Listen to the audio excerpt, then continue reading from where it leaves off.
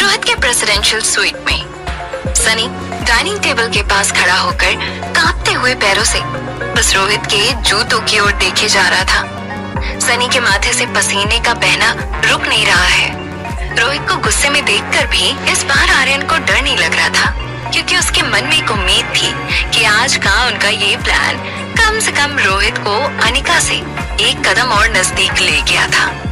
रोहित थोड़ी देर बस यूं ही सनी को देखता रहा, फिर डाइनिंग टेबल के पास रखी हुई चेयर के ऊपर से रोहित खड़ा हुआ। रोहित जैसे ही खड़ा हुआ, सनी को लगा कि रोहित उसे थप्पड़ मारने के लिए खड़ा हुआ था। वो डरकर पीछे गया, मगर रोहित ने अपने हाथ अपनी जेब में डाल दिए।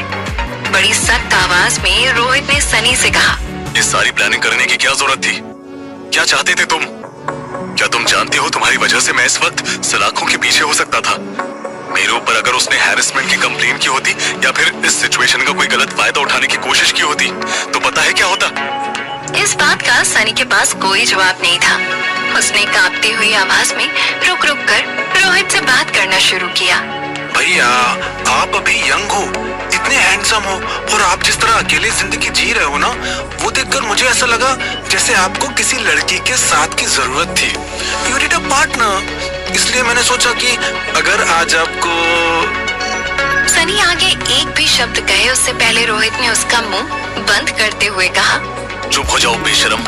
इतनी घटिया प्लानिंग करती हो, ऊपर से छोटे बच्चों को अपनी ऐसी प्लानिंग में इन्वॉल्व करती हो।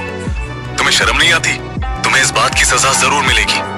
आज से 6 महीने तक तुम्हारी पॉकेट मनी बंद। ना तुम्हें मुझसे कोई पैसे मिलेंगे और ना ही तुम अपने घर से कोई पैसा मंगवा सकते हो। रोहित के मुंह से ये सजा सुनकर एक्चुअली सनी ने राहत की सांस ली। वो शॉक हो गया कि इतनी कम सजा।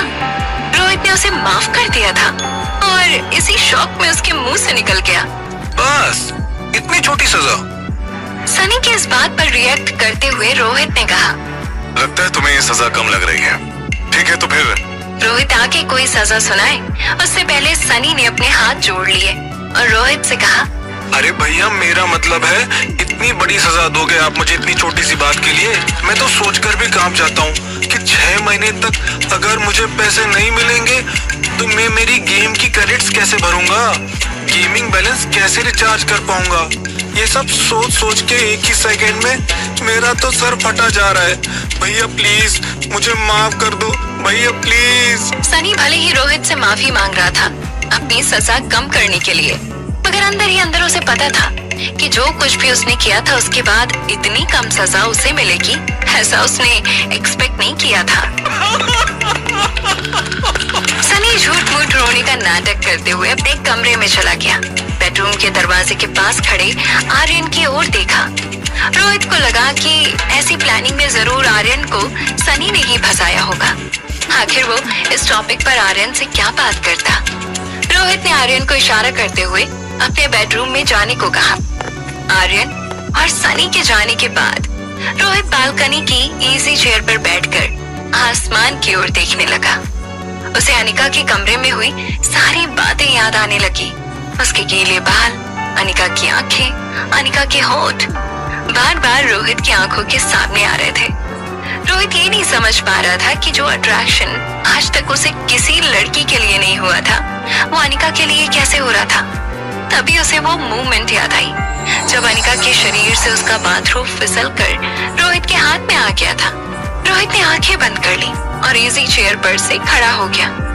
अपनी इस सोच पर रोहित खुद हैरान हो गया था, मगर एक बात रोहित की समझ में आ गई थी कि कहीं ना कहीं रोहित खुद ये चाहता था कि आज जो उसके और अनिका के बीच होते होते रह गया, काश वो हो जाता। दूसरे दिन सुबह जब अनिका की आंख खुली तो उसने महसूस किया कि उसका सिर अभी भी थोड़ा चकरा रहा था। उसे दिए गए ड्रग के हैंगओवर से उसका सिर अभी भी भारी था। अनिका को रोहित की दादी माँ का इलाज करने चंडीगढ़ जाना था। उसे होटल पैराडाइज से चेकआउट करने से पहले पैकिंग भी करनी थी। तभी अनिका को रोहित का एक लंबा चौड़ा मैसेज आया। मैसेज में लिखा था कि रोहित की दादी माँ को दिल्ली की एक बड़ी हॉस्पिटल में शिफ्ट कर दिया गया है, क्योंकि वहाँ फैसिलिटीज और इक्विपमेंट्स ज्यादा बेहतर होंगे। सर्जरी में कोई दिक्कत नहीं होगी। साथ ही रोहित ने अनिका के ट्रैवल की पूरी आइटनरी भी भेज दी थी। उसमें लिखा था कि नीचे एक गाड़ी उसका और उसकी बेटी का इंतजार कर रही होगी जो उसे एयरपोर्ट तक ले जाएगी और गाड़ी का ड्राइवर उसे ठीक डिपार्चर गेट तक छोड़ जाएगा। उसका सामान भी ड्राइवर एयरक्राफ्ट में बोर्ड करवा देगा और साथ ही लिखा था कि उसे किसी भी बात की चिंता करने की जरूरत नहीं। अगर किसी भी चीज की जरूरत हो तो बस वो ड्राइवर से कह दे और उसका काम तुरंत हो जाएगा। इस बात की जिम्मेदारी रोहित की होगी। थोड़ी देर बाद होटल से चेकआउट करके अनिका रिया को लेकर रोहित की भेजी हुई कार में बैठ गई।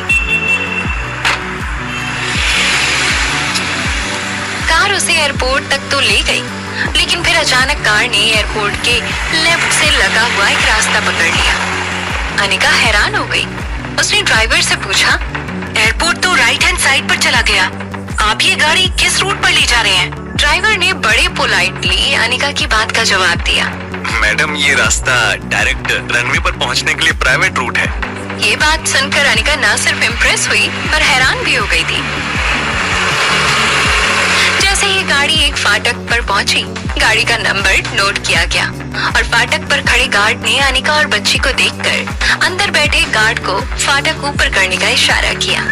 अनिका ने ये सब कुछ फिल्मों में पहले से देख रखा था कि वीवीआईपी लोग कैसे ट्रैवल करते हैं, मगर आज उसे इस बात का खुद एक्सपीरियंस हो रहा था। अनिका की कार एक छोटे से एयरक्राफ्ट के बगल में आकर खड़ी हो गई।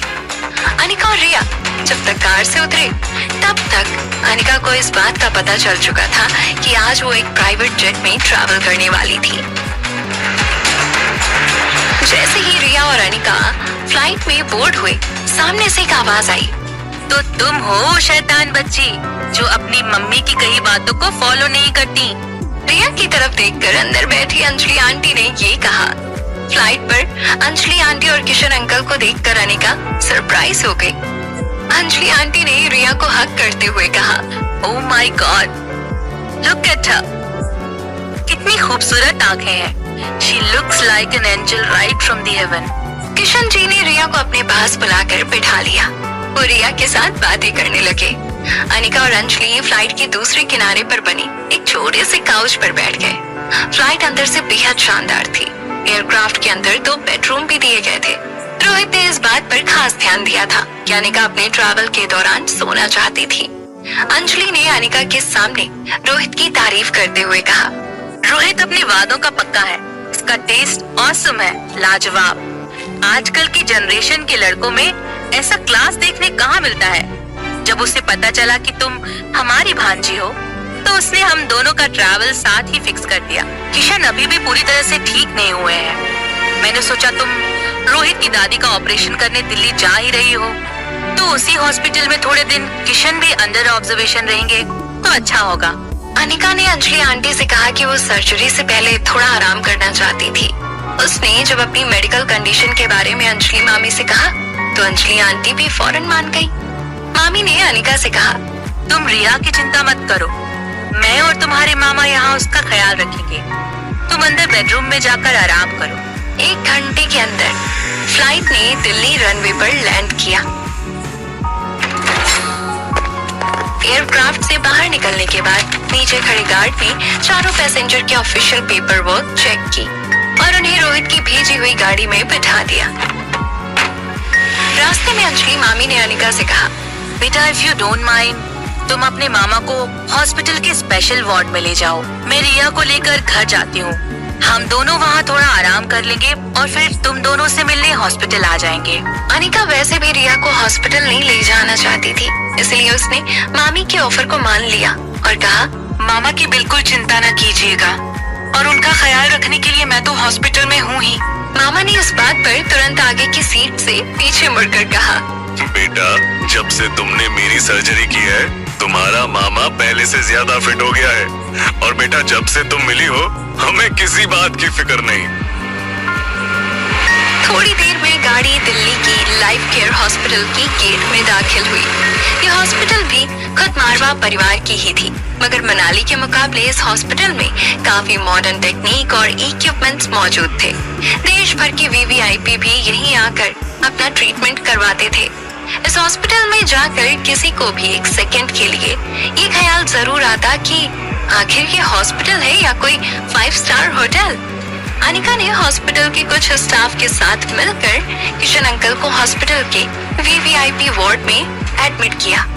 एडमिट करने के बाद बेड पर लेटे हुए किशन मामा ने अनिका से कहा, बेटा अब मैं बिल्कुल ठीक हूँ। मैं तो चाहता था कि घर चला जाऊँ और तुम्हारी बेटी रिया के साथ थोड़ा और खेलूं। बड़ी प्यारी बच्ची है, उसके साथ फ्लाइट में कब वक्त निकल गया पता ही नहीं चला। दिल करता है कि दौड़कर घर चला जाऊं, लेकिन तेरी मामी कहती है अभी और थोड़े दिन मुझे अंडर ऑब्जर्वेशन रहना होगा।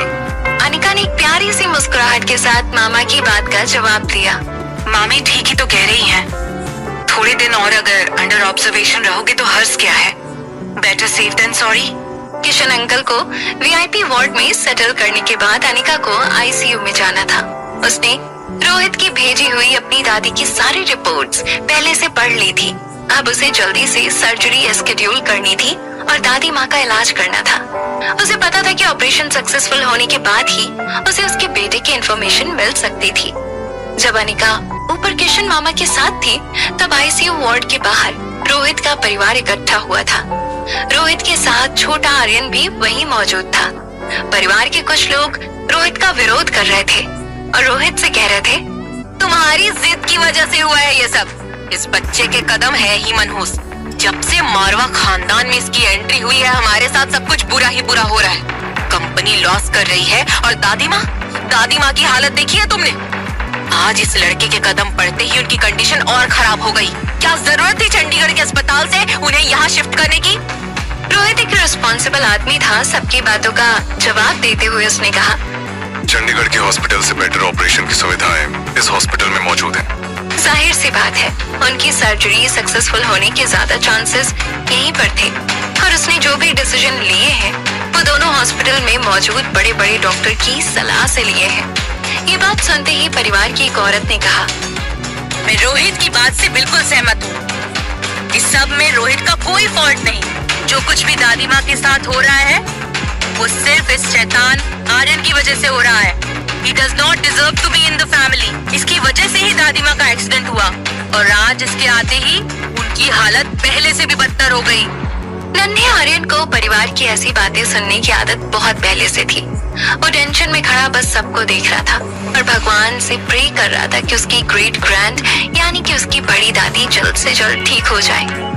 आर्यन को इस बात का भी टेंशन था कि कहीं अनिका वहाँ आकर उसे रोहित के साथ न देख ले। इसलिए मौका देखते ही आर्यन ने रोहित से कह दिया, डैड अगर ये लोग नहीं चाहते हैं कि मैं यहाँ रहूँ दादी माँ के पास तो मैं चला जाऊंगा यहाँ से। आर्यन की ये बात सुनकर रोहित को परिवार के लोगों पर बहुत गुस्सा आ रहा था, मगर आर्यन ने रोहित का हाथ पकड़कर उसे प्यार से देखकर रिक्वेस्ट की, please let me go from here.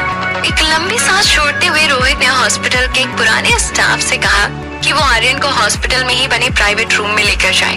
जैसे ही आर्यन वहाँ से निकला अनिका तेजी से आईसीयू वार्ड की तरफ आई। आर्यन ने अनिका को आते हुए देखा। आर्यन हॉस्पिटल के स्टाफ से जिद करने लगा कि वो उसे अपनी गोद में उठा ले। जैसे ही स्टाफ ने आर्यन को उठाया आर्यन ने अपना सिर स्टाफ के कंधे पर रख दिया और पीछे की ओर देखने लगा, जिससे अनिका उसका चेहरा न देख पाए। अनिका का ध्यान आईसीयू के बाहर खड़े लोगों पर था। जब आर्यन अनिका की बगल से पास हुआ तब अनिका का ध्यान उस पर नहीं पड़ा। अनिका आईसीयू वार्ड के पास पहुंची। इससे पहले कि रोहित अनिका का इंट्रोडक्शन बाकी के परिवार वालों से कराता, आईसीयू के अंदर से एक नर्स बाहर आई और दौड़ते हुए परिवार के साथ खड़े एक डॉक्टर के पास आकर उसने कहा, sir please hurry up, I think we are losing her. सभी सवालों के जवाब को जानने के लिए सुनते रहिए सिर्फ एवरीथिंग ऑडियो स्टोरीज पे। सब्सक्राइब करना न भूलें। देखने के लिए धन्यवाद और अगला एपिसोड जारी रखें।